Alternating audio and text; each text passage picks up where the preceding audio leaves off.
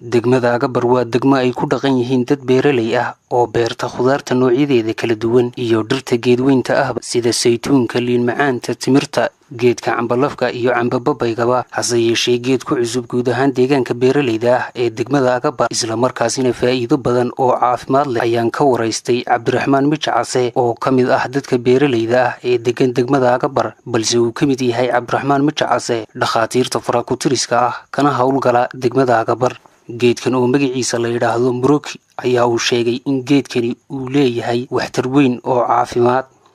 oo ay dadku u cabaan xanuunada sida macaanka iyo dhiigkarka isla markaasina dadku ay shaaha ku darsan karaan. geedkan ayaa asal ahaan ka soo jeeda dalalka Kenya, Ethiopia ilaa Tanzania. waxaan noo soo dhamaaday kormeerkeen ku mid deegaamada hoos yimaada degmada agabar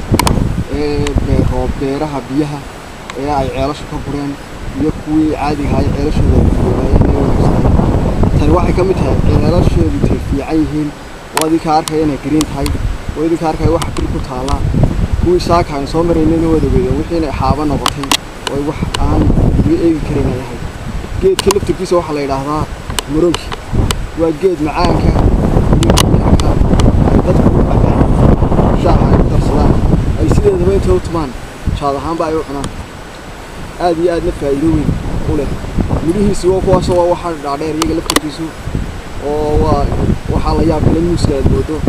marka waa saas warkaas waxa laga keenay Ethiopia aduu la keenay Tanzania waxa kamid ah dhiigkarka macaanka waxa soo dhamal isticmaal infectionka wala tuma shaaha lagu darsadaa waa bilcabada marinaya beeraha saaka aynu tagnay ee xaagoobay waa inuu gaar ahaan gobolka ay ka howlgalaan. ومصطفى أحمد سمكاب تلفزيون عالمي Dalsan TV.